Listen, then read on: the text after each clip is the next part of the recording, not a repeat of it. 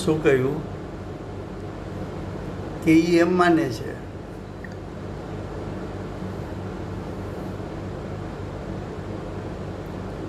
કે પુણ્ય છે એ લાભનું કારણ છે.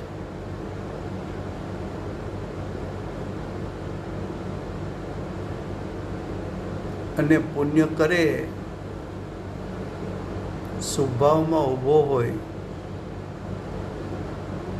આખા ગામમાં ઢંઢેરો પીટે, અમે નિવૃત્ત થઈ ગયા છીએ, અમે તો બસ ધર્મ ધ્યાન કરીએ છીએ. ધર્મ કોને કેવો, ધ્યાન કોને કેવું એનું ભાન નથી હજી. અભિષેક, પૂજા, દર્શન આદિ કરી આવે, સ્વાધ્યાય સાંભળી આવે તો એને એમ લાગે કે ઓહો ઘણું કામ કરી નાખ્યું.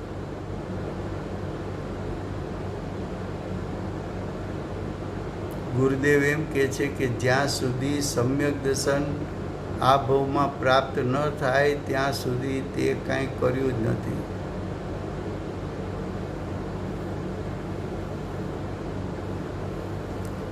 બેનશ્રી તો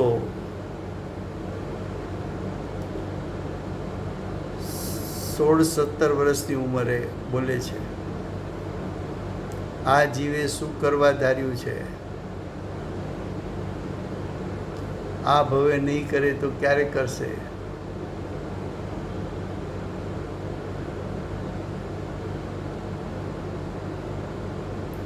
હમણાં 15મું વર્ષ ગયું, 16મું વર્ષ ગયું, હમણાં 17મું ચાલ્યું જશે. જીવ શું કરવા ધારે છે? આવો કરડો પુરુષાર્થ, આવો તીવ્ર પુરુષાર્થ ના ઉપાડે તો સમ્યક દર્શનની પ્રાપ્તિ થતી નથી.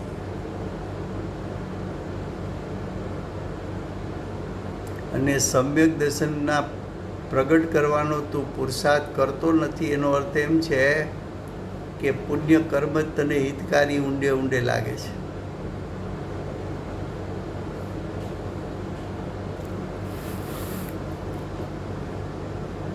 फिर से हिंदी में देखो अन्वयार्थ.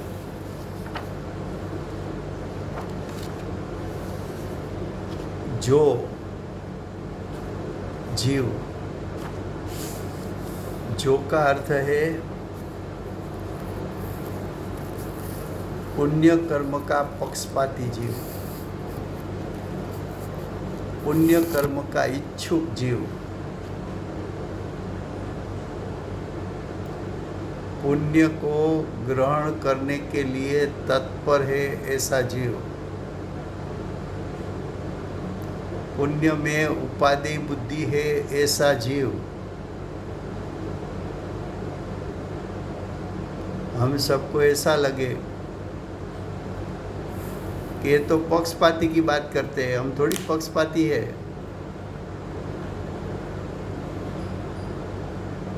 तो कि तू भी पक्षपाती है. क्यों? अगर तू पक्षपाती नहीं होता तो तुझे सम्यक दर्शन की प्राप्ति हो जाती.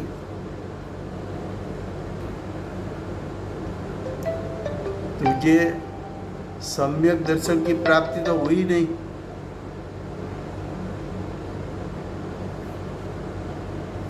तुझे सम्यक दर्शन की तो प्राप्ति हुई नहीं.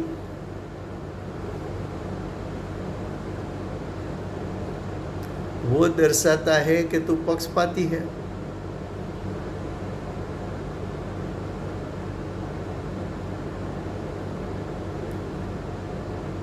तो पुण्य कर्म का पक्षपाती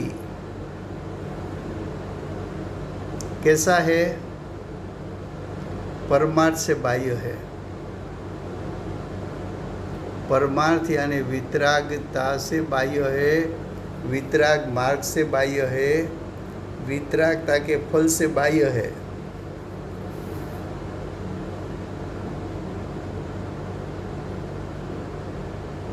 जो पुण्य कर्म का निरोध करके छोड़ना चाहिए, त्यागना चाहिए, उसको वो अभिप्राय से करने जैसा मानता है।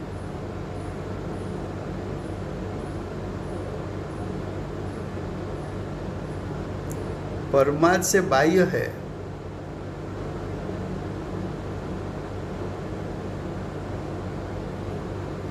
किसकी बात चलती है? तो कि हम सबकी।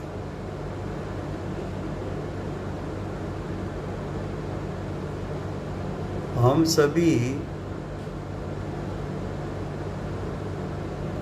वितरागता प्रकट करनी है।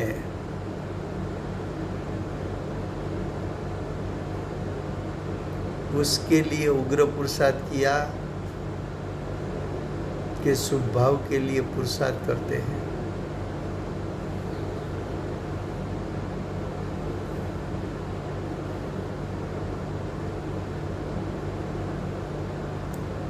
जो परमार्थ से बाह्य वितरागता से बाह्य हो तो तू कहाँ रुका हुआ हो? या तो पाप प्रवृत्ति में या तो पुण्य प्रवृत्ति में।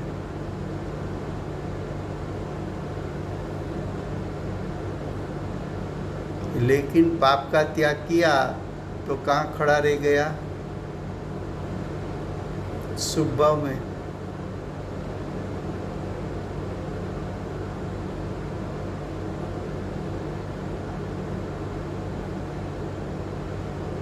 अगर तू परमार्थ से बाह्य नहीं होता तो तुझे आत्मा की अनुभूति अतीन्द्रिय ज्ञान अतीन्द्रिय सुख का वेदन हो जाता। अगर तू परमार्थ से बाह्य नहीं होता तो तुझे सर्व निजरा तत्व होता। तुझी आंशिक शुद्धि होती, तू सम्यक दृष्टि होता। वो तो है नहीं।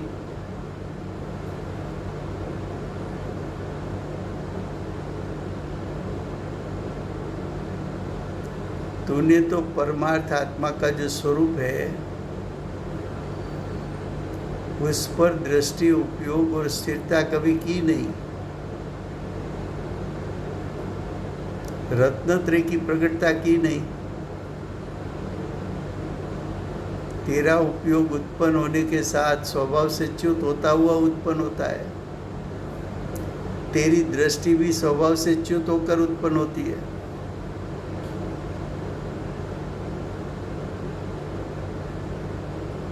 तू कैसा है? तो कि परमार्थ से बाह्य है।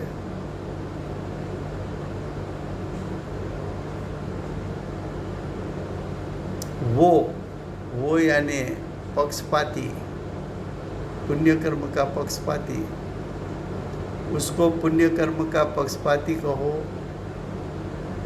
उसको मिथ्या दृष्टि कहो, उसको अज्ञानी कहो, उसको विपरीत अभिप्राय वाला कहो, उसको मिथ्या मान्यता वाला कहो, सब बात एक है।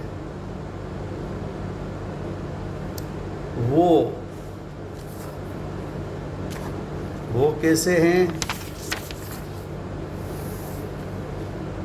तो कि मैं मोक्ष के हेतु को नहीं जानता।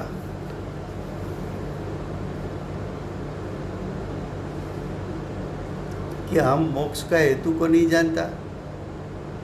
प्रश्न पत्र निकालो, सब जवाब देंगे कि मोक्ष का हेतु सब निजरा है। सब लिख के भेजेंगे। पुण्य से मोक्ष की प्राप्ति नहीं होती।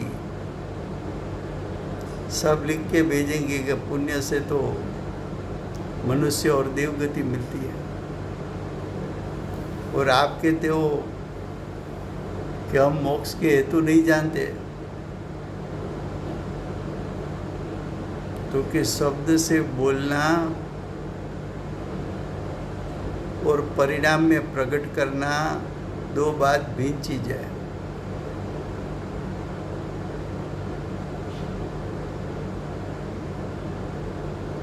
मोक्ष का हेतु, मोक्ष का कारण क्या है? मोक्ष का हेतु तो सम्यक दर्शन ज्ञान चारित्र है। मोक्ष का हेतु तो सर्व निजरा तत्व है।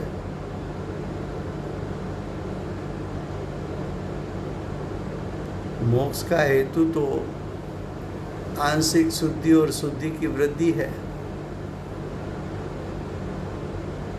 मोक्ष का हेतु तो वितरागता है।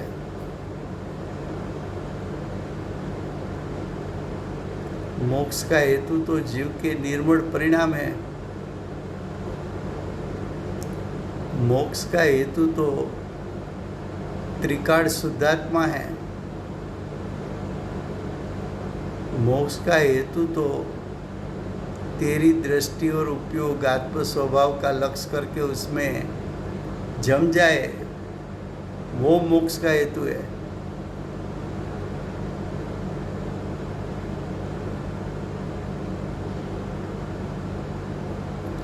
शिष्य कहता है कि अगली गाथा में तो आपने बताया कि ज्ञान से मोक्ष होता है, ज्ञान मोक्ष का कारण है और अज्ञान बंध का कारण है, वो तो हम जानते हैं।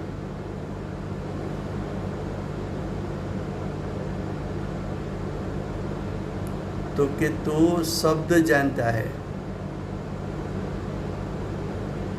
वो शब्द का भाव जानकर ऐसा परिणमन नहीं किया, और परिणमन नहीं किया तब तक तो शायद तू पाप कर्म को छोड़ देगा या छोड़ने की कोशिश करेगा, लेकिन रुक कहाँ जाएगा? तो कि पुण्य कर्म में। पुण्य कर्म तुझे मीठा लगता है, पुण्य कर्म से तुझे साता लगती है, पुण्य कर्म करने जैसा लगता है।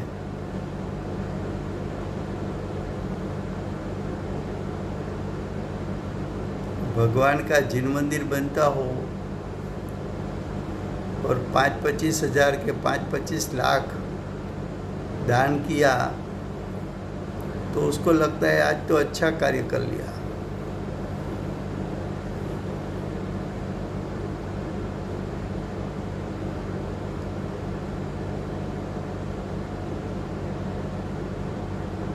कि ये तो पुण्य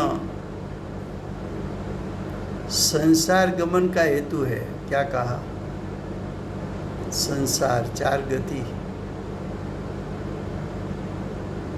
लेकिन तूने पाप कर्म छोड़ा, वास्तव में तो पुण्य भी पाप है, क्योंकि पुण्य हो के पाप हो संसार गमन का कारण है।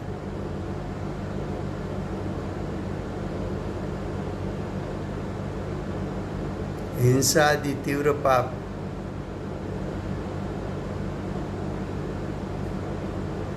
शायद तू नहीं करता होगा, लेकिन हर समय शुभ भाव होता है, उससे भाव हिंसा तो होती है। वो शुभ भाव वितरागता का तो घातक है। वो शुभ भाव तो अतीन्द्रिय ज्ञान, अतीन्द्रिय सुख का घातक है।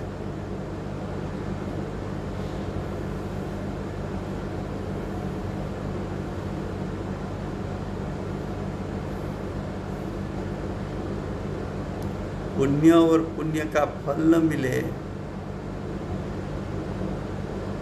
तो गुरुदेव बताते हैं ना, बेन श्री के वचनामृत पर गुरुदेव का प्रवचन है नाइरोबी का, कि चैतन्य में से उत्पन्न हुई भावना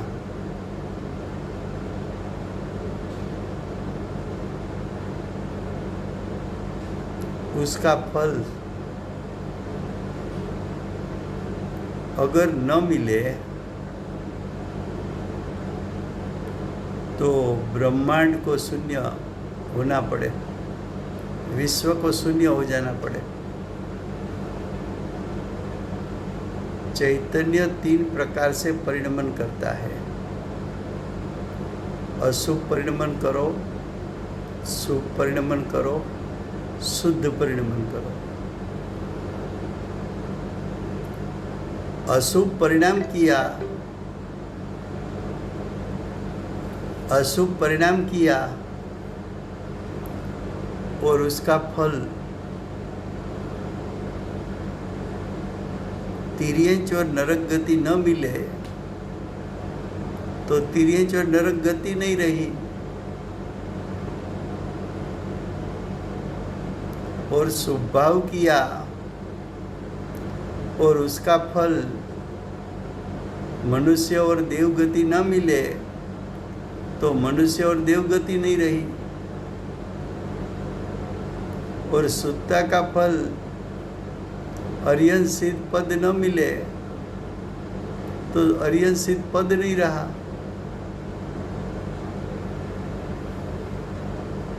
तो ब्रह्मांड शून्य हो जाएगा। पुण्य पाप का फल चार गति,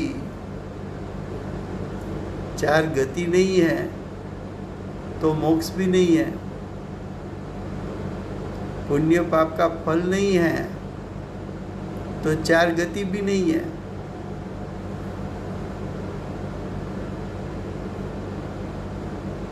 तो कि पुण्य संसार गमन का हेतु है,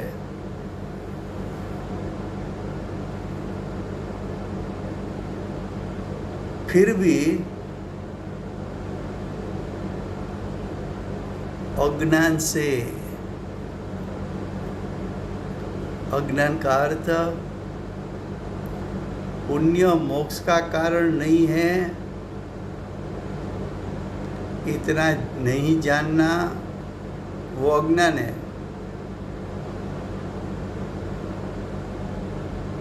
पुण्य कर्म उपाधि मानना वो अज्ञान है। पुण्य कर्म करने जैसा मानना वो अज्ञान है। पुण्य के फल की इच्छा रखना वो अज्ञान है।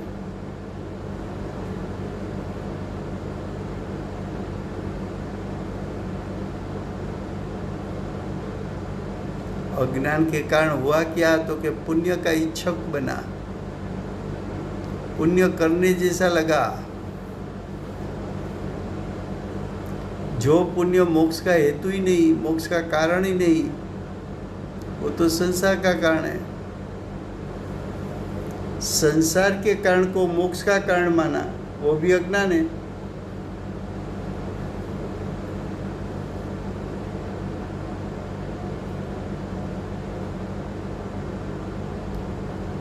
तो आचार्य भगवंत कहते हैं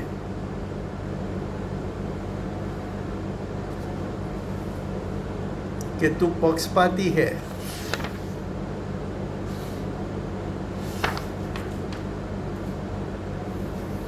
किसका पक्षपाती है? पुण्य का।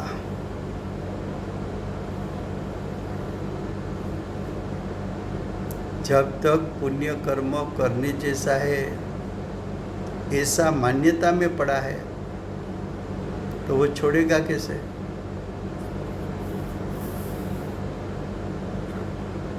उसको पुण्य कर्म छोड़ने जैसा लगता ही नहीं है। क्या कहा?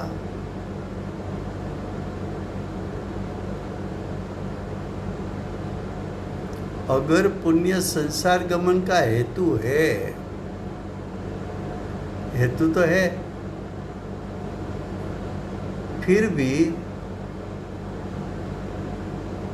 अज्ञान से, अज्ञान किसको कहा? संसार के हेतु को मोक्ष का हेतु माना, वो अज्ञान है। जो दुख का कारण है उसको सुख का कारण बना, जो चार गति का कारण है वो उसको मोक्ष का कारण माना, जो आकुलता का कारण है उसको निराकुल आनंद का कारण माना। तो कि अज्ञान से पुण्य को मोक्ष का हेतु जानकर इच्छते हैं, उसकी इच्छा रखते हैं। तेरे में सूक्ष्म में से सूक्ष्म अभिप्राय रह जाए कि शुभ भाव से लाभ है, तो तेरा अनंत संसार हो जाएगा। देखो द्रव्यलिंगी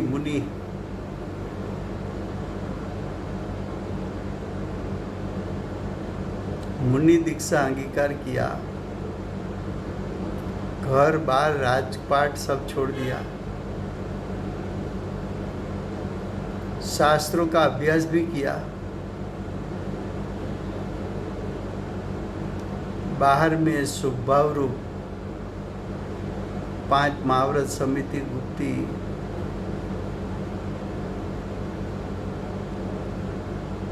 उसकी प्रतिज्ञा भी ली,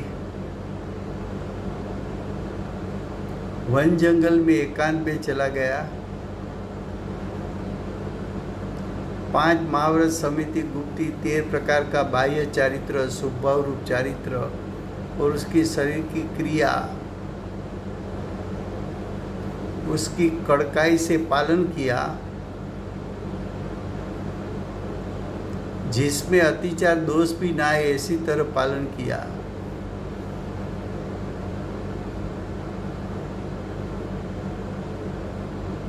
अंदर से अभिप्राय रह गया कि 5 महाव्रत समिति गुप्ती का भाव मोक्ष का कारण है। अंदर में अभिप्राय रह गया कि 5 महाव्रत समिति गुप्ती रूप शुभभाव के अनुरूप शरीर की क्रिया मोक्ष का कारण है। अंदर में अभिप्राय रह गया कि घर बार का त्याग किया, व्यापार आदि राजपाट आदि छोड़ दिया, वो मुक्ति का कारण है। ऐसा विपरीत अभिप्राय अंदर में रह गया और शुभभाव का हेतु शुभभाव का आग्रही रहा, तो क्या उसका फल क्या आएगा? तो क्या उसका फल संसार आएगा, उसका फल मोह राग द्वेष की उत्पत्ति होगी, उसका फल आकुलता की उत्पत्ति होगी, उसका फल अनंत संसार। विपरीत अभिप्राय अनंत संसार का कारण। तो जो अनादिकाल का तेरा संस्कार है उसको यहाँ आचार्य भगवान छुड़ाना चाहते हैं। टीका कल चलेगी। सुबह का स्वाध्याय अष्टानिका के कारण 9:15 से 10 तक चलेगा। 9:15 से 10 प्रवचन सार। दूसरा રાજુભાઈ એક સજેશન હતું ભાઈ, તમને જો અનુકૂળતા બેસે તો, કે કારણ કે આ એફસીટી અને પેલું ઇન્ટરનેટમાં બેમાં આવે છે ને, એમાં આઈ થિંક ના પ્રોબ્લેમ એ નથી.